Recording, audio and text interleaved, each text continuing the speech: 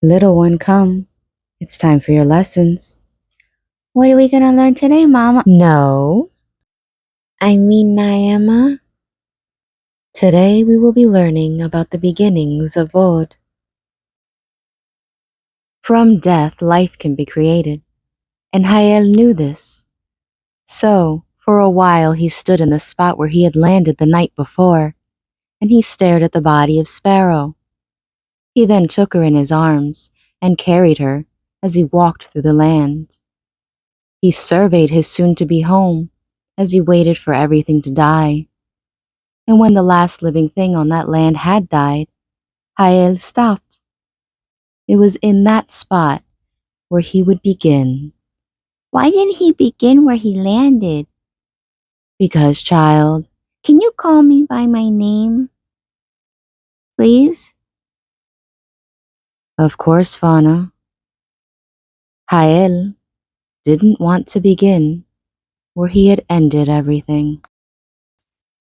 Now Hael placed Sparrow on the ground and stood over her body. He then grabbed hold of his second longest finger, and he gritted his teeth as he began to pull and tug and twist until he heard a pop. But he was not done. The ritual needed not just his pain, but also his commitment. Hael continued to pull and tug and twist until he heard and felt the ripping of his skin. But he did not yell or cry. He endured. And only when the last of his skin had ripped free did he allow himself to feel. He then dropped to his knees and began to sob as the blood that dripped from his hand to the ground was absorbed by the land. But eventually, his tears did dry, and when his vision cleared, with his uninjured hand, he gripped tightly to his bloodied finger, and with it he began to dig. He dug with his ripped off finger? Yes, Fauna, he did. He dug all through the night, and by the next morning he had completed 2 holes. One that was shallow, and one that was much, much deeper. He then buried his finger in the shallow hole and tossed Sparrow into the other. Next he stood, and over the holes he declared, "On this morning, through blood, sweat, and tears, this land is finally mine." and so began the first day of the new land. And on that day, Hael revisited all the places that he had seen, and he gathered pieces from each dead thing which he saw potential, and he tossed them into the hole where Sparrow lay. When he had collected all that he wanted, into the hole is where he too went. And so began the second day. And on that day, the second day, Hael burrowed a maze of tunnels into the earth. And when he was done, he called it his home, and he named it Goma. And in his home, Goma, is where he stayed. But he did not rest. Instead, he spent that day, the third day, sketching, planning, designing, and finally, stitching together pieces of the previous inhabitants and assembling his new beings. 9 of them to be exact.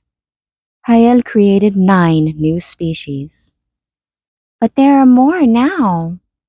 Yes, Fauna. For every being that enters our land and breaks our rules is subject to punishment. You mean being part of Vod is punishment? It can be, yes. I don't believe that. I believe that there's beauty in everything. So did Sparrow. Now for the original inhabitants of Vod. There are the Nus, a 4-legged creature with a dagger-like horn built for stabbing. The Mast, a fiery and winged creature with a taste for mischief. The Sure, a creepy crawly thing with a penchant for rot. And then there are the Treg, a miserable and lazy creature with a bulbous belly.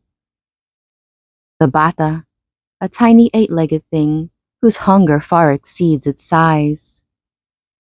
Yele, who is temptation incarnate and strictly off limits.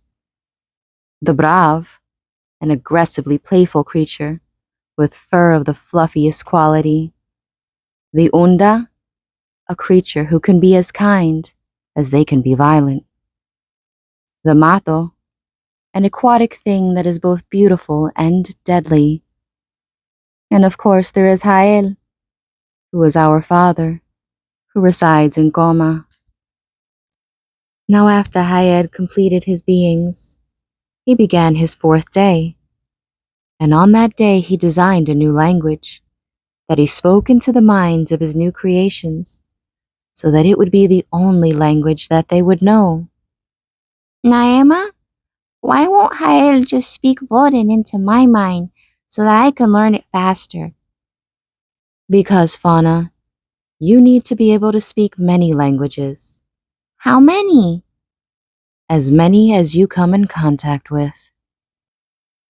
Now Jael had his home, and he had his creations, but his creations did not have a home. So he set about his 5th day, constructing new habitats for his new inhabitants. He designed each place to be the perfect adaptation for each species. And if it could be mapped, it would look something like this. In the center would be Fera, a place of impossible perfection. The weather is never too hot nor too cold. There is never drought or heavy rain, and the land is plentiful, and nothing ever rots or goes to waste. Surrounding it, going clockwise, there would be 2 in each cardinal direction. In the north would be Dubo, a place of fire and lava. Sharing the northern region would be Furo, a place so dry that water could never exist. To its east there would be Kono, the land of flowers, both edible and carnivorous. Sharing the east would be Nate, a heavily forested land, so much so you could scarce move without brushing up against a tree. To its south would be Hele, a place where there are more rivers and lakes and oceans than land. Its sister region would be Saish, where the rain never stops, only softens to a light mist. And finally, to the west would be Gaz, a region of mountains and rocks. And alongside it and still to the west would be Famo, a land so white with snow, you would never know where the sky ends and the earth begins. Jael had finally finished, and so on that day, the 6th day, he released his creations from Goma and watched them as they began their new lives. Now, dear. Fauna. Yes, Fauna. What do you think about the beginnings of Vod? It's all so confusing. Like, how am I going to remember all that? Oh, Fauna, dear, you won't need to just yet. Why not? Well, your adventure hasn't begun. What? You are not free, Fauna. But I'm supposed to be you, right? Not yet, Fauna. You have to grow up, have an adventure, and then kill me. Now off to bed, and sweet dreams.